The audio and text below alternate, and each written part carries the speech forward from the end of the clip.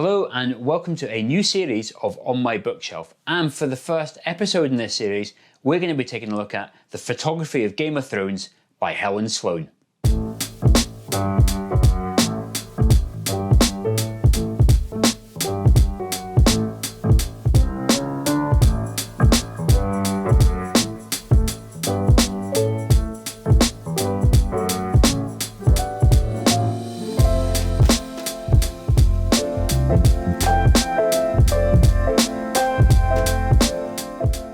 Yes, welcome back to On My Bookshelf.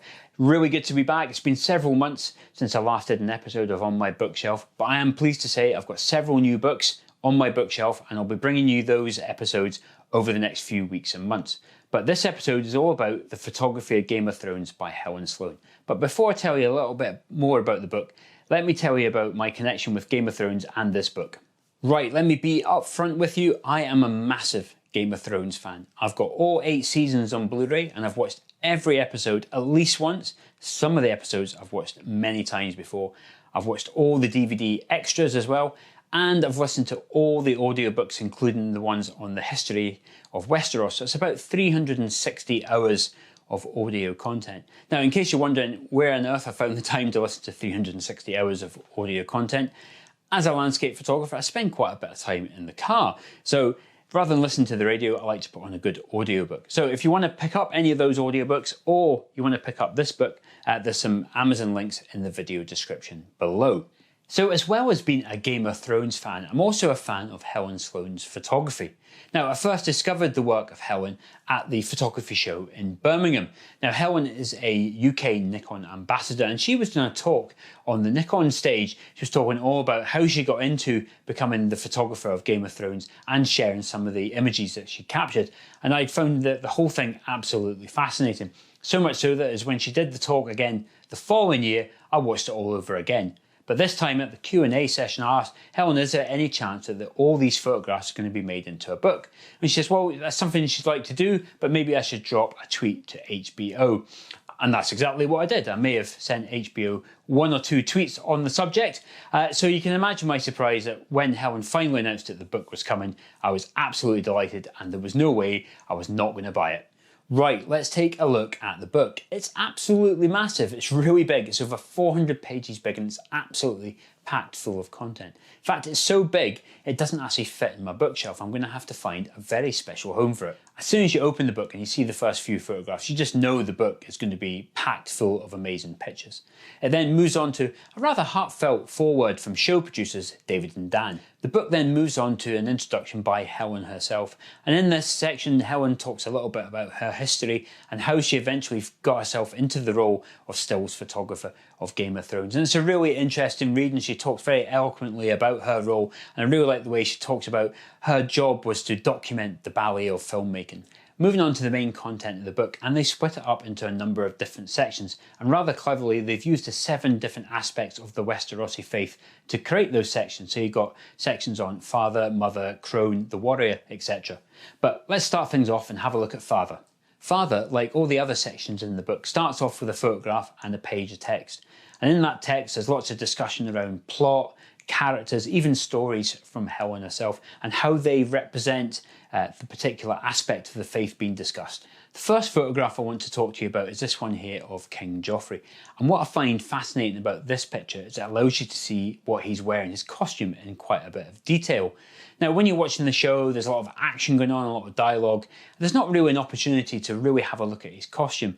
But this is where the beauty of stills photography comes in. This photograph allows me to look at his costume and look at the intricate detail, the embroidery that has gone into creating this. It really is a work of art. And you look at his jewellery and everything that's gone on in his crown. You know, the people that do these, you know, they must spend an awful amount of time. Like I say, it really is a work of art. As we progress through the chapter, we come across this picture here of Charles Dance. And like all the pictures in the book, they've got a title which helps tell you about the character you're looking at, or the actor, or what's happening in the plot. But every now and again, you get a really interesting or amusing anecdote like she's got with this one, with her interactions with Charles. As we move on to the section called Mother, we come across the first of the pull-out pages. And for this one, it's been used to show the Stark children in their later years. It's a really nice collection of pictures to show how they've grown up and how their characters have changed. One of the great things about a book like this is its behind the scenes photography. And I've got a couple of good examples here. In the first image, you've got this picture of a production staff member. He's got this, looks like some sort of flamethrower, and he's going along scorching the bones on the ground to give the impression that one of the dragons has just consumed an animal. Really interesting picture, and you forget about these things that go on in the background. And the other one, I've got a picture there of Macy Williams with one of her fellow actors having a bit of a laugh. They're in the temple. They've obviously been shooting at that combat scene. Quite a rough scene, but it's good to know that when the cameras aren't rolling, they're all having a bit of a laugh.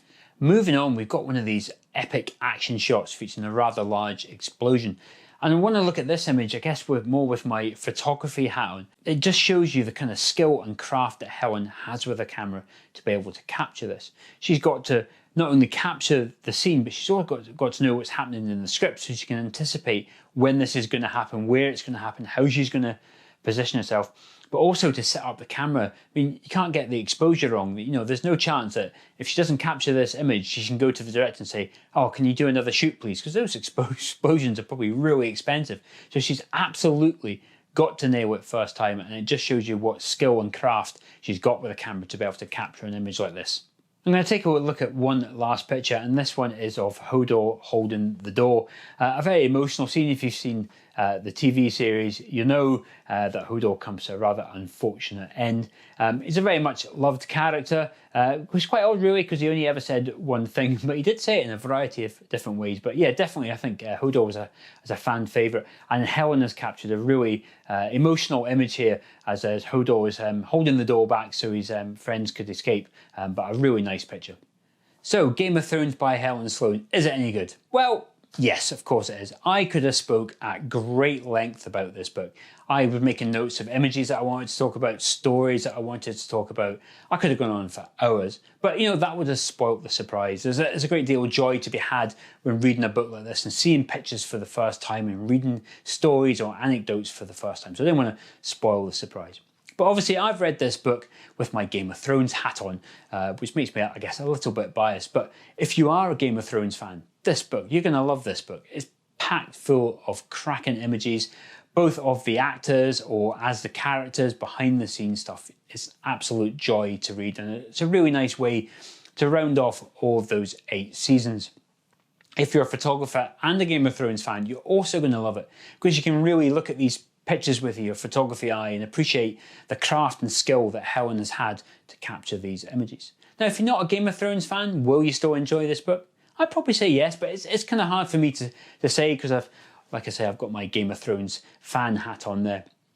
But for me personally, this is a book that I've loved reading, and I'm going to have to read it again because I really want to soak up some of those pictures for a second time, and it's going to have a worthy place on my bookshelf. Now, I do hope you enjoyed this episode of On My Bookshelf. If you do, I've got a whole playlist of all the other books that I've done. That will be appearing in the corner of the screen just now. And of course, if you want to see more content from me, please do consider hitting that subscribe button, which has just popped up as well. I'll see you in the next one.